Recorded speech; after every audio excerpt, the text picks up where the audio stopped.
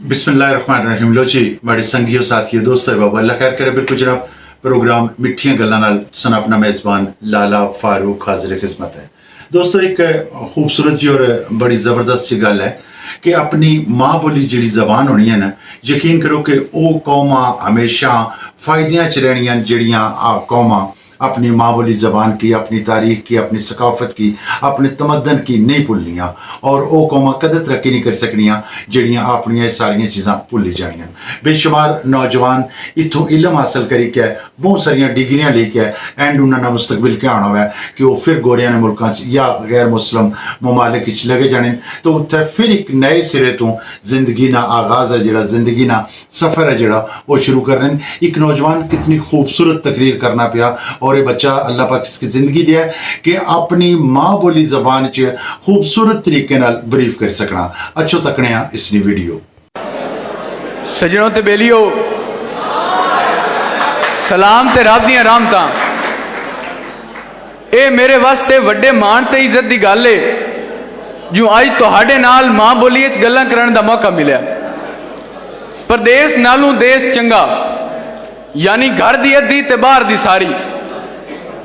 इत्थे मैं अपने सोहने नबी करीम सल्लल्लाहु अलैहि वसल्लम दा एक फरमान तुहानू सुनाई सा। साईं फरमाइंदे हुब्बुल वतन मिनल ईमान, जिहदा मतलब इहो बनदा है कि अपने देश की मुहब्बत ईमान का हिस्सा है। बिरावों जिहड़ी चस अपने देश की है पराए देश कभी भी नहीं आ सकती।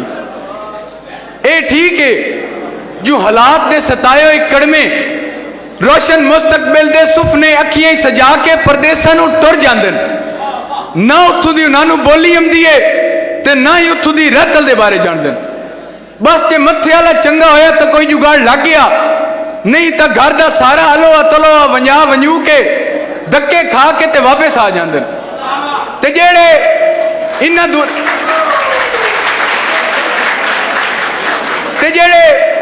इन्हां दूरियां नूं सह के हाँ ते पत्थर रख के उत्थे टेक भी जावें तो आंदरा उन्हां दियां भी पिछा वलिंदियां रहंदियां। क्यों जो कई अखी उन्हां दियां राहां मल के जगरातियां दियां सूलियां ते टंगियां होईयां होंदियां ते जदां वरियां दियां लंबियां चाणनियां राती गुजरिया वेले दे साथ छेड़न तो आखण ते मजबूर हो जांदे पई रात सदेंदी आई 14वीं दी आ सगन करा के हट वंज गोली बैठा मेहंदी हंजुआ दी मेरा यार लवा के हट वन और तेरे ला के जिंदगी देवनी है या गल समझा के हट वन और किथे मोई असरत दी कबर बनाई अथार विखा के हट वन। सजनों ते जदा प्रदेश चो आवन वाले दी उड़ीका मुकिया ना होवे तो इंज भी होंदा है कि अज अगले पारां दा काम उलेंदा है गरीब खाना सजा छुड़ाए बुहारी पलकां दे नाल जब जब वो आ भी जावें बवा छुड़ाए खजाने अपने चुदेसी मौला पराने ए जै कोई नित ना आमदन मुंदरी सगना दी वेच के भी सजन दी रावां सजा छुड़ाए देवी लावण दे नेड़े है पर वेखो चिरका तुरिया होवे दिल ते अखीं दा जट ता पौंदा है लतीफ जाती तपा छुड़ाए। किथे आया कोई आवन वाला एक कां भी कूड़ा है ते घर मनूस है जे कल भी कोठे ते आके बोले ततीली दोहां नूं ला छुड़ाए। प्रधान जी एक होर गल पिछले कुछ दिन तो यह अलमिया भी वध रहा है जो साढ़े देश के पढ़े लिखे नौजवान बेरोजगारी तो तंग आके परदेसां दा रुख पे करेंदे। जितनी मेहनत करके इत्थे और डिग्रियां ले रहे हैं इत्थे सवाए धक्कियां दे होर कुछ नहीं। ते प्रधान जी असी मुसलमान है ते साड़ियां कुछ इस्लामी कदरां हैं। अगर साढ़े नौजवान